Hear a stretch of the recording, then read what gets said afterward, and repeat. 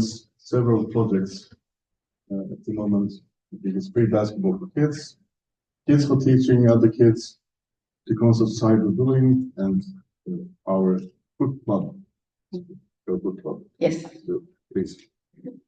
Nice. Hello, everyone. Thank you so much for coming. Yes, I'm going to talk about Helamalmö, and I'm going to talk about some various topics that we work with in our organization. And so I hope you enjoy. First of all, I'm going to talk a bit about myself just so that you guys get to know me. So yes, my name is Persia, and as mentioned, I'm the administrator and project leader at Helamalmö. And hello. And I've been in the organization since 2013. So it's been a very long time.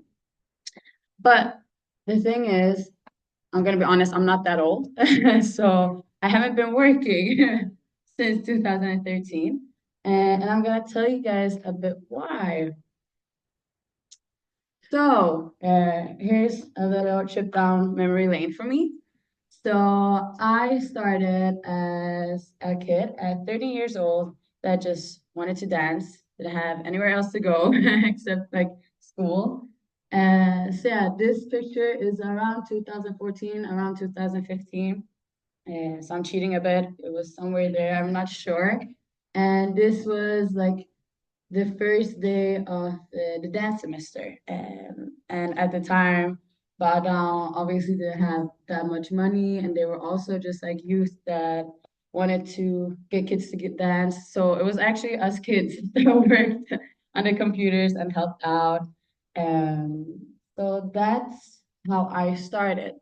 So I started dancing when I was 13.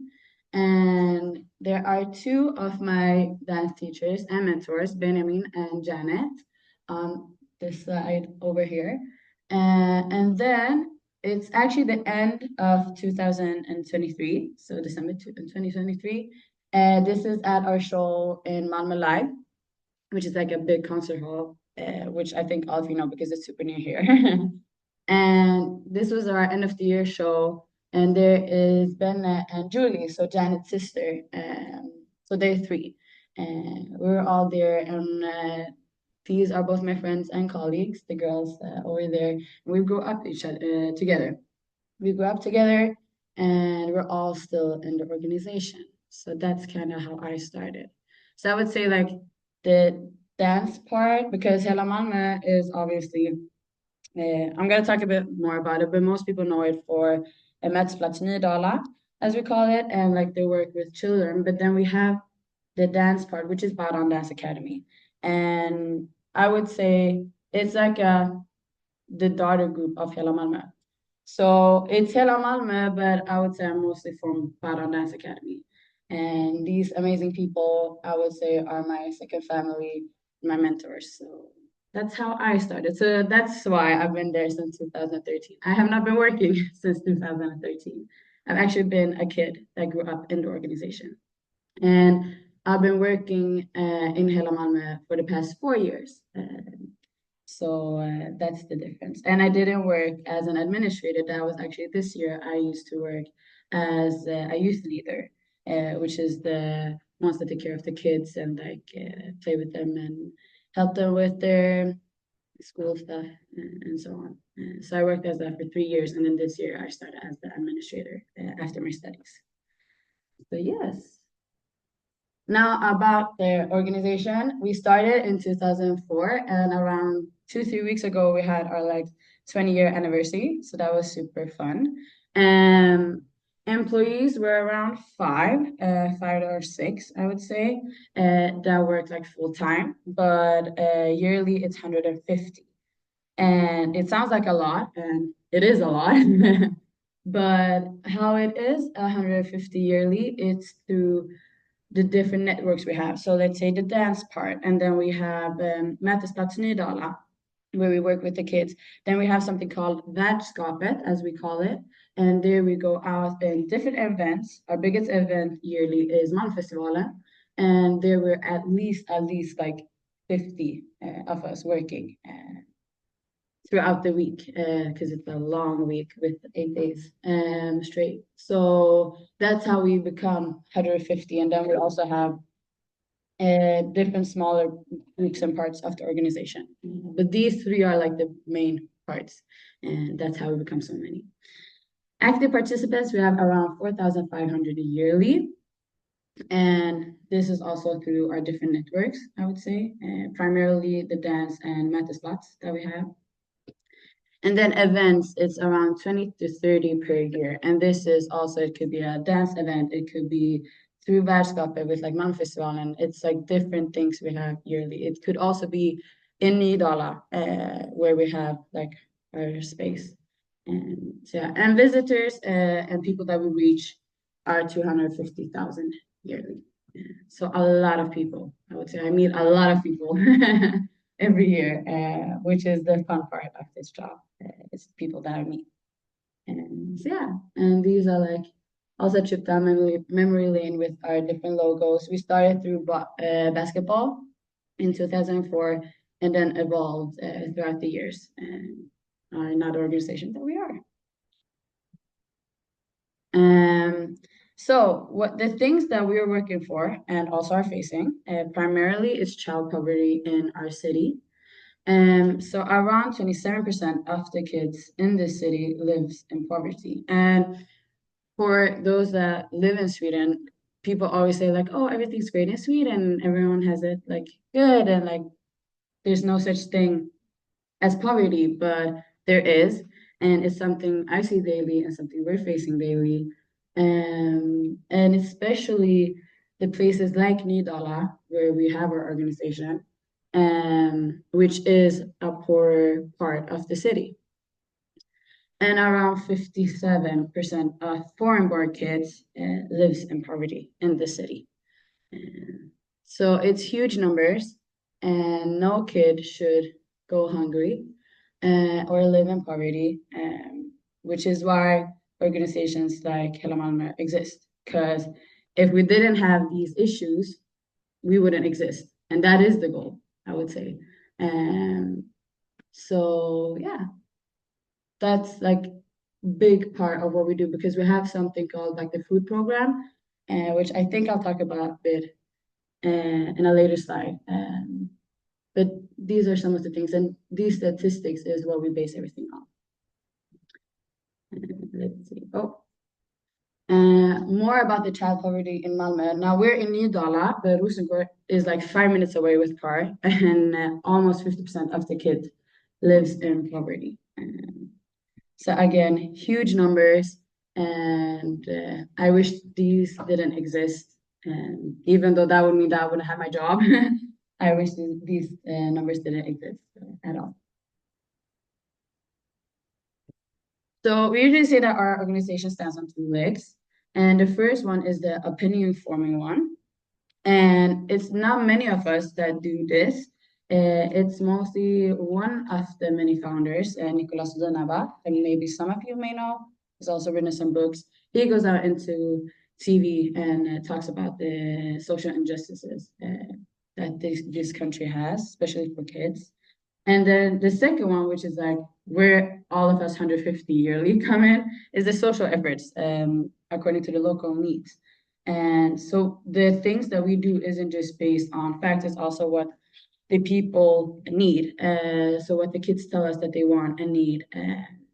And through that, we try our hardest to try to meet their needs in every way that we can. Yeah. So these are the two big parts of our organization. And these are some articles. It's in Swedish, unfortunately, but these are some articles that has been written about us in magazines and a bit more about the opinion forming part that I was talking about. So yeah. And like the first one is it says that more kids go hungry and that they need breakfast. And this goes hand in hand with the statistic that I showed you earlier. So these are just some examples. So now about our, I call it Mattisplats, my meeting point in English. Mattisplats Nydala, Helamalmö, as we call it. And this is like 1,000 square meters. So it's a very big place that we have. My office is also there, so it's where I'm usually at. But we have some different rooms. The big number 15 is our dance studio. And personally, my favorite room, now that you know about my history with the organization, we have a gym, and it's a partnership with the gym 24/7. That is a big company here in Sweden.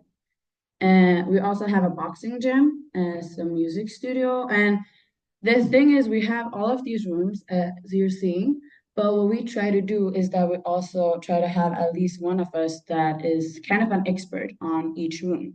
So, for example, the music studio, I have two colleagues that one that is a more like a producer and one that is a rapper, so that they can teach these kids, like let's say how to write lyrics for a song or how to produce a song, or if the kids want to record, well, how would they do that?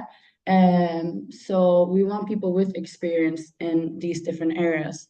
And boxing, the boxing gym, we have actually a guy that I think he came fifth place in like the Swedish, what's it called? Swedish championship. That's the word. Swedish championships. So he's actually one of my colleagues and trains the kids in that area. We have a gaming room, and there we have like two experts in gaming. So as you can see, it's like that's the important part for us because these kids, like let's say, go to a boxing gym. It costs a lot of money, and these kids and parents don't have that money. So that's why in our work, we want to find these experts so the kids can get this for free. And for example, I learned this year, I got, or my boss, he came to me and told me that, Persia, we have a new project and it's going to be basketball. And I was like, I'm a dancer. I don't know anything about basketball. But he's like, you're going to take care of this. And I was like, okay, I have no choice. And then I got a colleague who he is an expert in basketball. And I was like, okay, you're doing this right because I don't know. But when we started talking, he told me like one semester for a kid around the age of 10 to train basketball costs around 2,000 kroners, which is an insane amount of money because for me as a dancer in Badan is our city's cheapest dance school, even when I was like 13. And I think it costs around 600 kroners. So like 2,000 versus 600 is a lot. So for me, when I heard that, I was like, I could take, I don't know how many classes in Badan and it still wouldn't reach that amount of money. So that's why we do the things that we do. So for instance, our basketball project is also free. So free basketball for kids. And so yeah, and we're not getting paid those insane amount of monies. Instead, we get help from different organizations to give these kids these opportunities. So yeah. But we have also our food program that I mentioned. We give the kids evening meals. We don't have a breakfast program right now, but we have evening meals and we give them snacks. And this is because when they come from school, they're probably hungry and they usually don't go home. They come straight to us. So we need to feed them. And of course, then we give them different kinds of meals. So 2 times every evening because our meeting point is open from 3 to 8 every day between Monday to Friday. So that's a lot of hours. So they get hungry. So we offer them meals 2 times every evening. We also have a guy and girl group. Now, on every Thursday, we are open only for girls between the time 6 to 8. So it's only for the girls so that they can feel that they have a safe space, or I hope they feel that they have a safe space every day at the meeting point, but at least on Thursdays. So yesterday they were like watching movies and baking and doing different kinds of activities. We also have a guy group so they can feel the same thing, that they are safe and can talk about anything with the leaders. So we also work with them. And last semester they went camping with some of the leaders, which was very successful.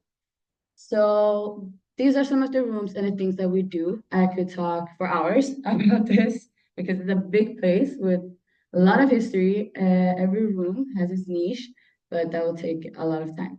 So if you have any questions about this rooms, you can ask me later. Now it's time for movie time. So I'm gonna be quiet now, and you can watch a bit about what we did. I think it was summer 2019. And this is a part of Världsskapet that I was talking about. So not only the meeting point, but the things we do in the whole city, because the word Helamalmö means like the city or whole of Malmö. And so we're not just in Nydala. So here is a quick video about it.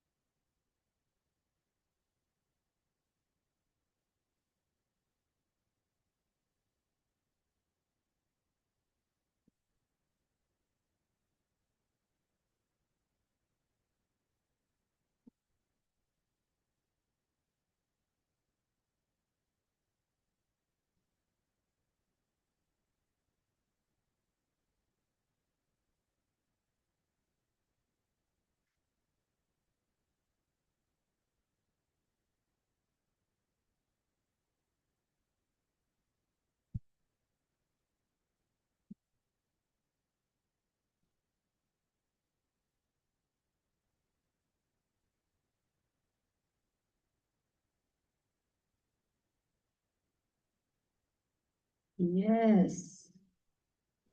Okay, I hope you enjoyed that. That was a couple of summers ago, but that's also some of the work that we do every summer.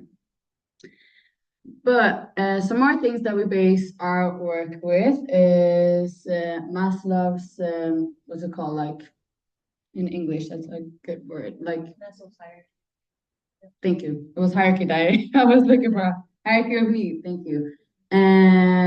But as I see, most of you know it.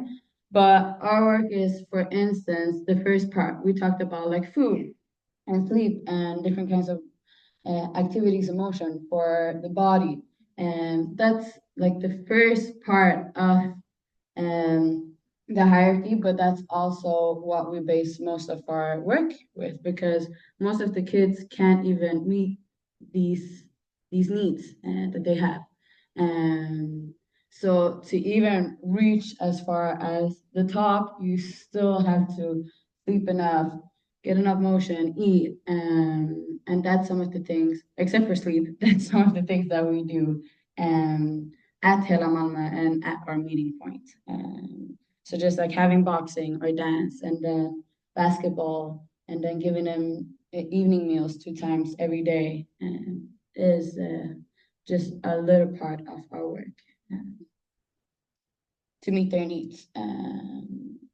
So yeah, and then of course they get like friends and a second family, as we call it, at our meeting point and just throughout our work in general. Because our motto at Helamalmö is family, or in Swedish we say familia. And same thing goes with Badan. So since I was a kid, they were like, oh, you're part of Badan, use Spanish. I don't know why, but they say you're part of La Familia. So that's one thing I've heard since I was a kid. And at Helamalmö, we just say you're a part of the family. So when I was a youth leader, they used to tell me, like my old boss was like, you're not a youth leader, you're their big sister. So act like a big sister and be a safe space like a big sister would be. So that's a bit how we work, and that's also what we try to be like older siblings to each other. I would say even my colleagues are older siblings to me, so it goes in generations. Yeah. Then we have something called Nydala-modellen, and it's 15 different steps or points, I would say. I'm not going to go through all of them because that would take too long. You can read about it on our website, but it's, as I said, a summary of the work of what we're doing every day. And many organizations in Sweden try to match Nydala-modellen, which is why we started having this model, because we didn't think what we were doing was this big, but it turned out that it gave results and it helped the kids. So that's what we're basing our work on. And as I mentioned, like our biggest focus is the basic needs and wishes of the people and the different areas that we work in. See what else. We also work not only with children, so that you don't get it twisted, because I talk mostly about the children, because those are the ones that I meet every day. We also work with parents, pensioners, older people in general. But that is also mostly when we're out and about in Malmö and doing the different events that we're working on. But our biggest focus will forever be the children, because that is our future. And we strongly believe in strength and diversity. And that's what we're working with. Yeah. But as mentioned, we're in Nydala, which is a poorer part of the city and isn't the safest, I would say. But in our first year, I think this was between 2018 to 2019, and the safety that the people felt in that area increased with almost 8% since we started being in Nydala in 2018, which is a very big number. And I don't know how it looks right now, because we've been there for a couple of years. But I would still say that the area feels safer. And it's also, I wouldn't take all the credit as an organization, because there are many other organizations that have come there throughout the years as well. But in general, it has become a bit better. Because there's a lot of, like, there's many gangs and a lot of violence in the city, but especially in the poor areas like Nydala. And it was a lot, and I would still say there is some in that area, but it has become better, and we know the kids that are there, and we try to get them away from the violence and these things day by day. And it is hard, but we're trying. So yeah. And the article is about how it became a bit safer for the people in the area, or that's how they felt. And when MKB did a little, let's say, when they were like talking to the people, they said that they felt safer. So that's nice to hear, and we hope to make it even more safe with every year that we're there. We also have the UN Convention on the Rights of the Child, which since I think 2021 is law in Sweden. I wouldn't say that the Swedish government and like in general, our society is working strongly for it. But organizations like ours really believe in it and work with it. So this is also one of our focus areas, and especially these 5 articles that we work with, especially number 2 and 3, I would say, and also 6. Those 3 are our main focus, but obviously even 4 and 16 as well. And I would say Article 3 describes it the best. It's the best interest of the child must be taken into account in all decisions concerning the children or the child.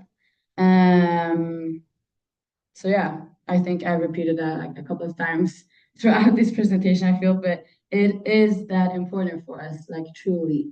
And we really believe in that every child, like all children, have the same rights and equal value. So we have different children. It's a big diversity in our meeting points and the children that we meet in general at the different events. And we strongly believe in that they have the same rights and equal value. So just because you're from a poorer part of the city doesn't mean that you don't have the same rights as a kid that's from a richer part of the city, so to say. So yes. And now it's time for another video. I think this is a bit shorter, but this video is about our work at different events, but our biggest, as I mentioned, Malmöfestivalen. And so yeah, please enjoy. Oh yeah, oh yeah. Är jag min sista syster? Är jag min systers bror? Folk kan tycka mycket, men jag bryr mig inte vad de tror. Många faller höger och vänster, men inte vi. Vi står på liv. Finns inga känslor som tar slut. Vad ska komma mellan oss? Finns ingenting som kommer mellan oss. Vi står finns inga känslor som tar slut. Vad ska komma mellan oss? Finns ingenting som kommer mellan oss. Hela vägen med mina. Alla gånger med mina.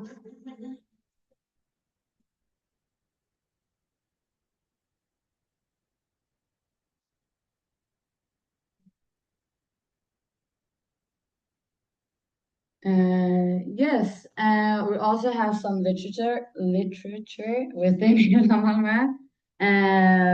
And these 4 books are actually books that different children have written, and it's in collaboration. The Stjärnresan is in collaboration with different schools in Malmö, but the här glömmer jag aldrig is a collaboration with the Nydala skolan, which is just like 2 minutes away from us. And it's the 5th graders in that school. And the här glömmer jag aldrig is our newest book for now. Stjärnresan 1, 2, and 3 are a bit older, but still super good and super important. And we really work with that so that the children can have their voice. Because I feel like, especially when I was a kid, that my voice wasn't heard. Like in a bigger scale, like let's say at home or at school, yeah, sometimes it could be heard, but in a bigger scale, it wasn't. And many of the children's stories wasn't heard of. So that's why we did Stjärnresan to begin with, and then afterwards we did the här glömmer jag aldrig. And so as you see with like the här glömmer jag aldrig, it was one child that told a story, and then their classmate would paint it how they imagined it, and that's how the book came out. So it's more like solely the kids that have done this, and it's such a nice book. If any of you are interested in seeing it or buying it, you can come to Helamalmö or buy it from our website. So yeah, I'm almost done. We also have culture within Helamalmö. And these are some of our examples. Some of our newer and bigger events are, for instance, the show off. I think it's Malmö's biggest dance competition, and it started 3 years ago. And I think, I don't remember this year's numbers, but I think last year there was like 3,000 to 4,000 people that came to watch it. And then we had Bow Down and Mama Live, which was the picture you saw of me from December with my colleagues.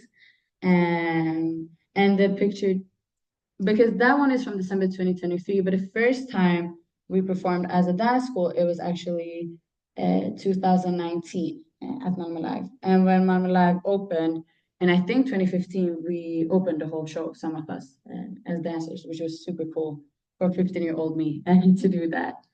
But we also have, for instance, the showcase competition, and we had some like girls' parties, for instance, the Rihanna party.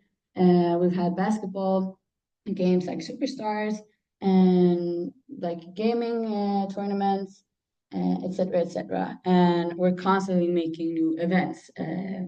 I know just like this semester, I think we're gonna have at least 5 events at our meeting point, and I think that's a minimum.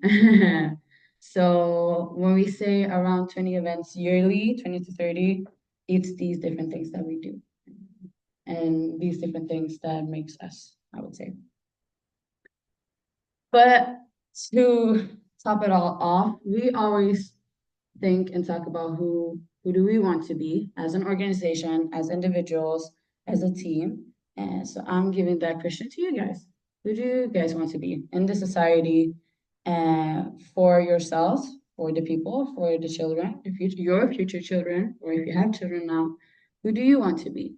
And it's an important question to always ask yourself in everything you do. And that's what we ask ourselves in everything that we do, I would say. So yeah, thank you guys for listening.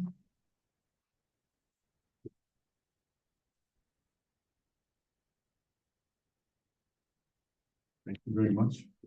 Thank you. Very interesting and very important work. Questions? How do we find out about your events? On our Instagram, I would say. So check our Instagram. I think it's at Helamalmö or Helamalmö.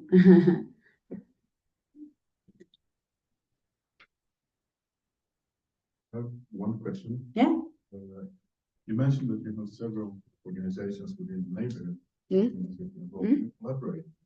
So Yeah, we collaborate a lot with different organizations, schools, etc. And it's in different kinds of ways. For instance, the Nydala skolan, a lot of their kids come to us, and then we were like, okay, if we're gonna write a book, let's do it at that school. So that's like one collaboration. Another one is the one we had with Tillsammans i förening, they're called TIF, which is another organization super close to my heart because I've been working there as well when I was a youth. And they did a collab with us on a project that was against cyberbullying, which was last semester. So that's, for instance, one. But we do a lot of collaborations because, like, organizations like ours can't stand alone. It's super hard for us to do that. And also, it's super hard to get funded. So that's why we try to work a lot together and close to each other because we always have the same goals. So, yeah.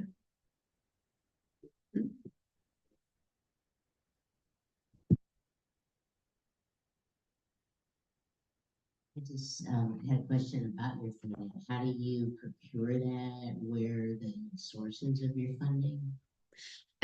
We have, I think it's like, because I don't work with the funding personally, like our economic part, but I think it's 4 or 5 different parts. So one is like the state, or like Malmö stad, they give us money. And one is like through different, like, what's it called? Like stipendium, we say in Swedish. Yeah. And then we have people that like monthly givers. They want to like support us through different collabs and etc. So it's through these things that we get money to like fund our organization and so that we can work and do what we do. Yeah. Thank you very much. Thank Very you. interesting. I was thinking how much is it spread over the country? You mentioned something about the Nydala model. Yeah. Model of Nydala, but Yes. how in what extent is it spread? It's mostly, I would say, I don't know like the extent of it personally, but I know that like for instance, my boss and other colleagues, they go around different cities in Sweden and talk about Nydala, and they've been to Stockholm, Gothenburg, smaller cities, bigger cities. I know also like different embassies come and ask us about Nydala. I know that the American embassy has been in Nydala visiting us, the UK embassy or English embassy, in different countries. So it's not just even Sweden, it's also different embassies and countries that are super interested in Nydala. So yeah. And what kind, have you evaluated or researched on this project? I know right now that we're researching on it. I don't have that much information. Actually, my boss, he's the one that is working on it with, I think it's Lund University regarding this. I'm not sure. But I know that he talked about that they're doing a research on it right in this moment. So, yeah.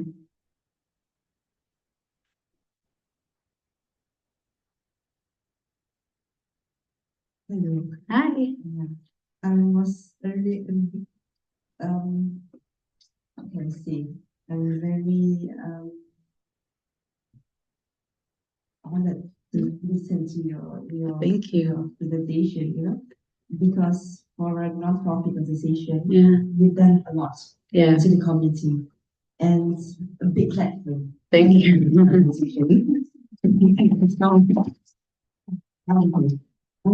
I was interested with the meeting points at the Helamalmö, which we had 1,000 square meters. Yeah. Which the infrastructure actually was sponsored, or how we got the funding for, is it rental? We're renting it, but I think we have like 80% reduction on the price. And it's MKB that is the one that has those like 1,000 square meters, but we're working super closely with them, and it's through them that we have this space. And could you please elaborate on the leisure bank? And the other one is the legislative activity in the. Yes, let's see, so that everyone can. Here. Let's see. The leisure bank is like it's also a collaboration with Fritidsbanken, as we say in Swedish, and they have different spots in Malmö. I know Mobila is like their biggest one, and what they have is like different, what can you say, different things that you can borrow. For instance, if you're training basketball, you can get basketball shoes. If you want to try boxing, you can get boxing gloves. If you want to play football with your friends, you can get a football. And we have a super close collaboration with them. So actually, one of their banks, as they call it, is in Helamalmö, so that the kids can get boxing gloves. I know we have like a lot, like football shoes, different racks, like a lot of things that the kids can use, and especially that we use during summer, so summer activities. So yeah. The one is the legislative activity. I think it's mostly like the different activities that we do like around in the area, I would say, is what we mean there. So yeah, and it's a big part with the like fielding in the area, just like make sure that it's safe.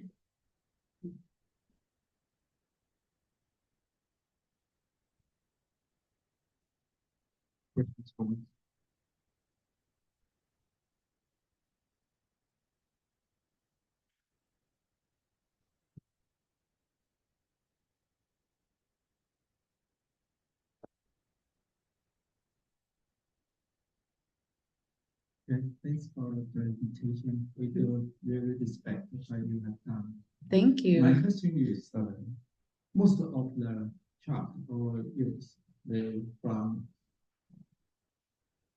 family involved.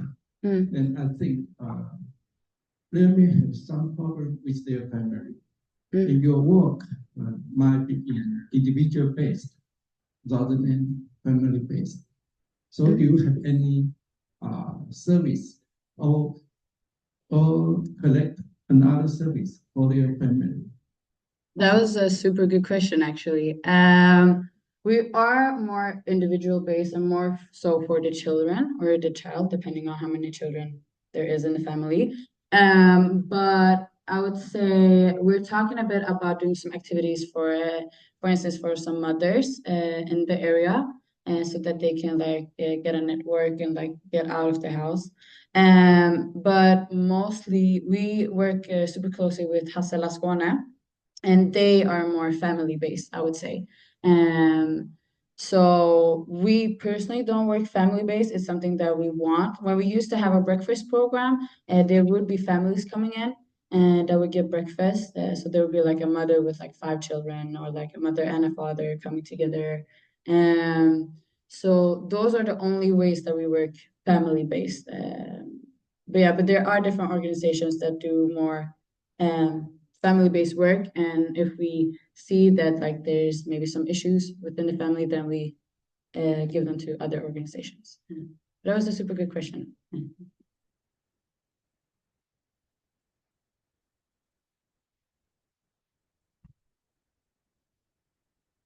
I have another question. It's great to see I want to call it leisure activities, but that makes it, that like downplays it, because it is very important to, especially their social cohesion and everything. I'm wondering, because we're sitting in a university, is there a tutoring service that you guys offer to like help them through their studies as well? We actually do. It's sometimes we have it like, let's say, once every week, and sometimes we have it only if the kids like ask us. So I know like yesterday it was like one child that came and was like, oh, I need help with my homework, and then one of my colleagues went and helped her. So it's depending on what the children need.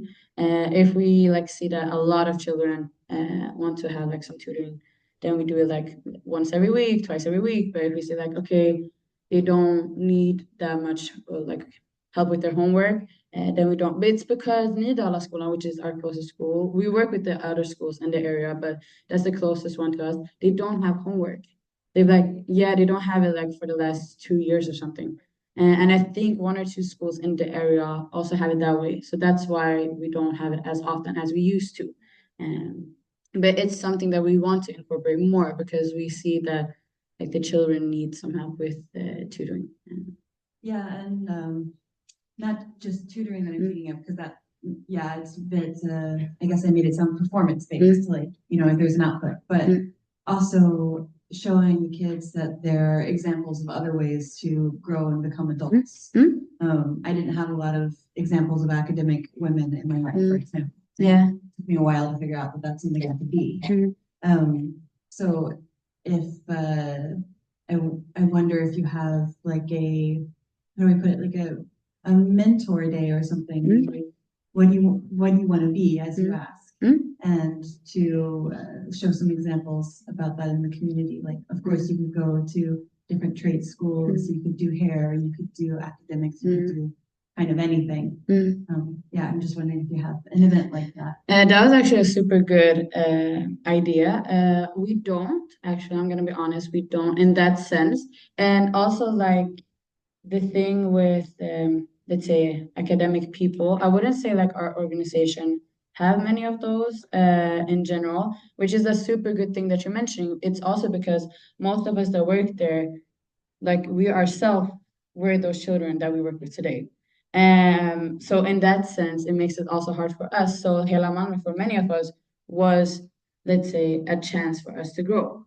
And not because like many of my colleagues didn't grow up in an organization, but for instance, they didn't have like a job and they didn't know what to do. And then in some ways they met some of us and they were like, oh, okay, like you want to work here? Okay, come on, let's try it out. And been here for so many years, helped them through like the different violence and gangs in the city and stuff like that. So not in that sense. Yeah, maybe. Yeah, exactly. But it's something that we're pushing forward to, especially for the children, because we want them to succeed and get education. We have, for instance, literature days It's every Wednesday and every Friday that we do, and it's a collaboration with Natur and Kultur. And we also have one of my colleagues, she is a poet, and she won a competition called Ortens bästa poet here in Sweden. So she started like with poetry with the children. It's mostly because we also want to give them, as I mentioned, a voice. So for them, like, poetry, like, what's that? That's boring. And like reading, I don't want to read and stuff like that. But now it's actually started to grow in our organization. Like when we started with the reading activities, it was like 4 kids, and it was because my colleagues were like, "Oh, you get pizza if you do this," and they were like, "Okay." Now we have up to 40, so it's grown a lot, and it's through different methods that we have that has become that way. So yeah, no, thank you. More questions, comments? Thank you very much. This has been super inspiring, and thank you for the work that you're doing here. Thank you. On the Nydala model slide you had earlier, within that is a discussion of, on one hand, you also acknowledge the need to replace welfare agencies, but also, there's a slash there in the slide also with reintroducing welfare agencies. So I'm wondering, can you think of examples where also, whether it's in the city or elsewhere, if you see state actors also sort of following example that your organization has been setting? So you see whether it's I mean, you talk about working with schools, so I suppose that's one example. But if you see, where you manage to change the agenda, change the discourse, and see that the state has learned a better relationship with different parts of the population. Oh, that's a very big and good question. I personally can't come up with something right now, but I think it's also like the organization has been how it's been for 20 years, and for most of those 20 years, I was a kid. I would say so. I personally don't have like an example like on top of my head. But I'm gonna think about it and see if any of my colleagues that have been here for longer know anything. Actually. But I think it's like getting the state to change is hard because otherwise we wouldn't have been here for 20 years. If they would have listened, we would have been here. And that's something we always say. It's like we shouldn't have the jobs that we have because there's like the children shouldn't be in poverty and like the families should have what they need and the help that they need and stuff like that. So my colleague here always says like the goal is to like not have this job. And even though we love it, but it's because if organizations like us exist, there is a problem in the community and in like the city. So yeah, I think that's my answer to that. Yeah, that's a really good answer. Thank you.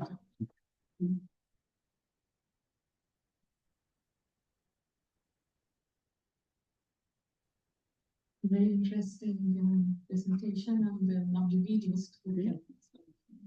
Thank you. Yes, for 2022, I was in some now following this. This is interesting.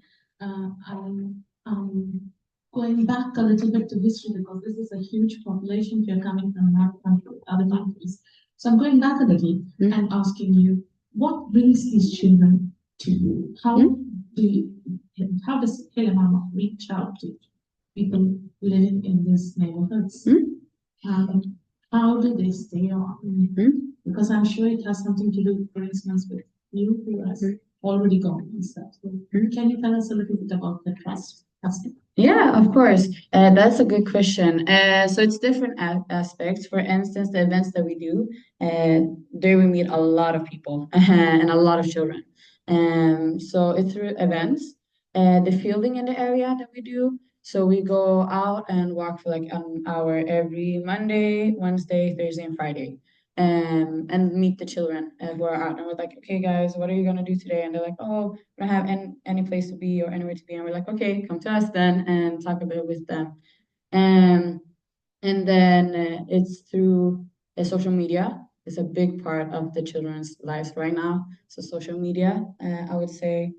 And then it's also like if one of their friends go there, then they tell another friend to tell another friend, and it goes on like that. So I would say it's like these 4 parts, in my personal opinion, that brings the children in. But it's easy to get them in, but it's hard to like make them stay. And how we do that is our like relation-based work. And for instance, the videos that you saw, it was a lot of moments on the individuals. And why we do that is because it's these individuals that make or break the organization in a sense, and mostly make, I would say. And it's because it's the relations that my colleagues and I like have with the children that makes them stay, and like through the different activities. So, and also a bit on, as you mentioned, like mentors and stuff. If I want to become a rapper, and then I see, okay, there's someone like wearing the purple shirt, and he's like a super good rapper, and we have a studio there, and I want to try to be in the studio. Oh, but he's so cool. I want to be like him one day. It's like in these ways that we make them to stay, and especially if, let's say, one person goes there and they get all their friends to come, then if they want to stay, then obviously that person also wants to stay. So it's in these different ways that we make them stay. But it is hard. It is hard to make them stay. But that's kind of how we work. Yeah.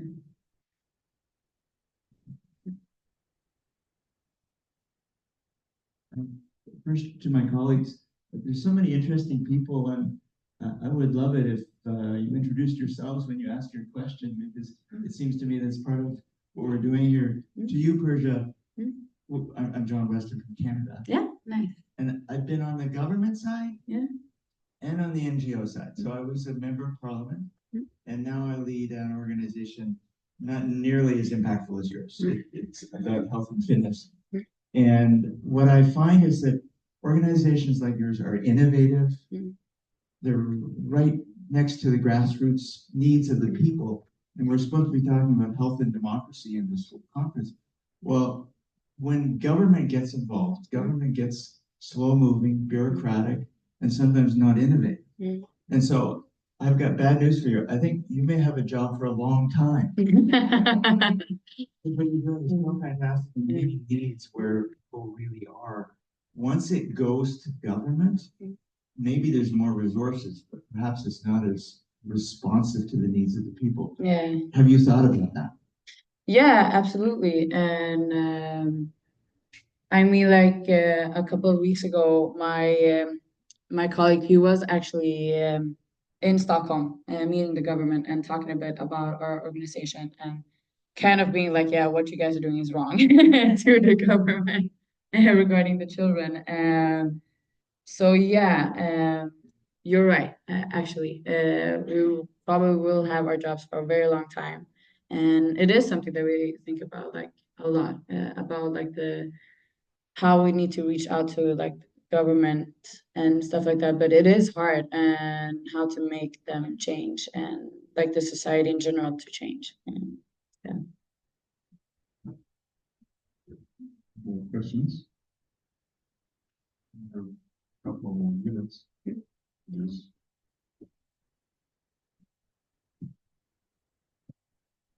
Bent Arns from Michigan State University. Thanks for a really interesting presentation. Thank you. I have two questions and then a comment. You know, also Helamalmö or something that they will argue this thing on hungry, number of kids in hungry, and she challenged you and said if anyone can eat portion. Remember that debate? No, I personally haven't seen it, but Okay. It was a big thing. But I just wonder, how do you define power? Because you know it's a very high number. The second thing, how do you work with the private sector when these kids are energized to all these kind of activities? Are you able also to analyze towards jobs and how do they perform in school? Do you have an idea how this affects their attrition or non-attrition in schools and their future prospects? Yeah, that was also a very big question. Yeah.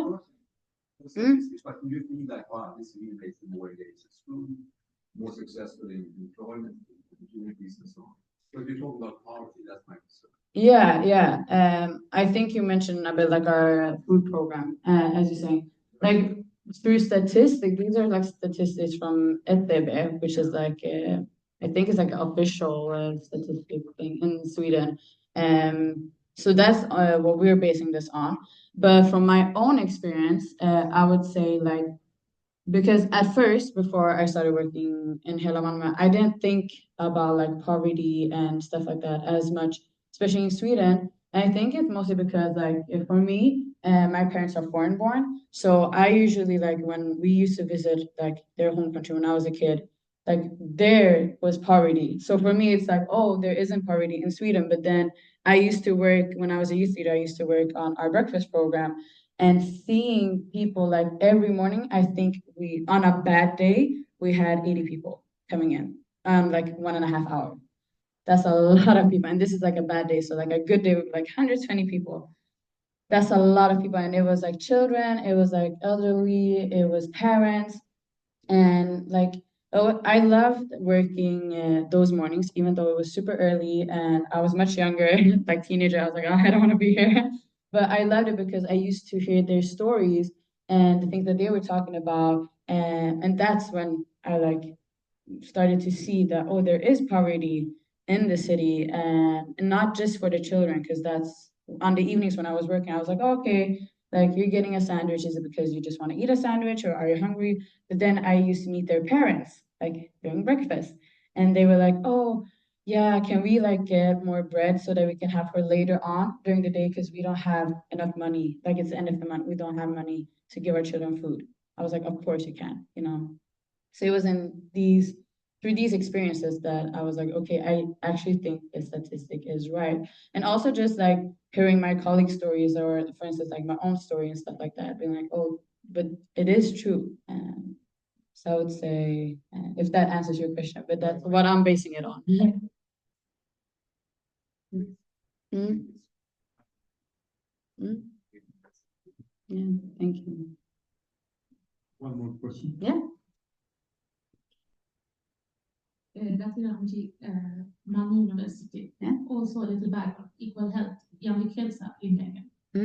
I'm connected to the neighborhood. Yeah. So that's the question coming now.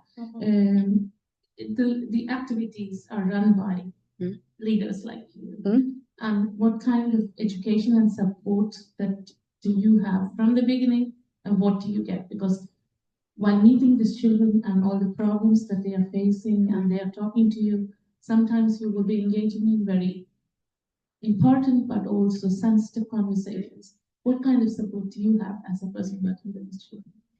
Oh, that's a super good question. I think for everyone coming into the organization, we have a leadership like day, I would say. So we get to go through different hours of education about leadership and how to be a good leader for the kids. So that's like one that we have as an organization. Then all of us have different experiences, like life experiences and different educations. For instance, just like myself, I've studied HR. So for me, that doesn't have anything to do with the children, like necessarily, but that's also why I work as an administrator. But like why I work with like projects is through my experiences with like events and projects, for instance. I would say it's more experience-based, like our work, but we want to make it more education-based, like going forward. And it's not to get in more educated people, it's to educate the ones that are already there. And so we work in that sense because, as I mentioned, some of my colleagues didn't have the same opportunities as children or as adults as other people from richer parts of the city. So it's also our work and job to like give them the same opportunities. Because as you also mentioned, it's not everyone that could be like, oh, I can go to university, you know, depending on your background. For some people, it's a must. For some people, it's like, oh, whatever, you can do whatever you want. And some people can't even imagine it. And it is a luxury to be at university. I learned that when I was studying. But also seeing, for instance, like the different people in my class when I was studying HR, I was like, yeah, all of you guys are rich people. Like coming from Stockholm, Gothenburg, super rich.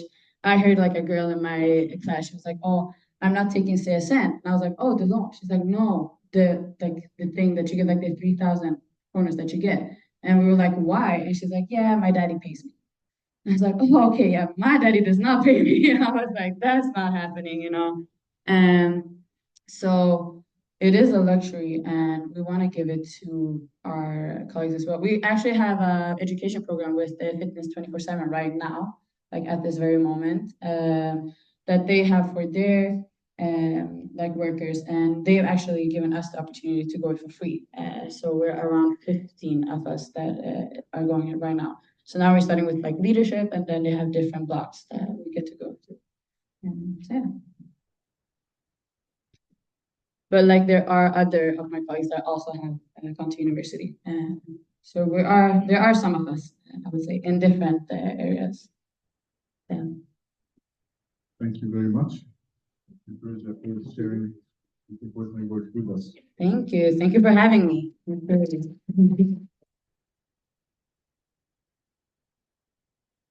Now it's time for coffee break. Tack så mycket. Jag tänker jag lägger den här. So I'm from Helamalmö University. Yeah. I'm just a lowly doctoral student. Yeah. But it seems that there could be more collaboration with Helamalmö University. I don't know if you guys already have things. I know like a bit because I know that Nydala is honorary here. So I know he has some things, but I don't know if it's a super big organization.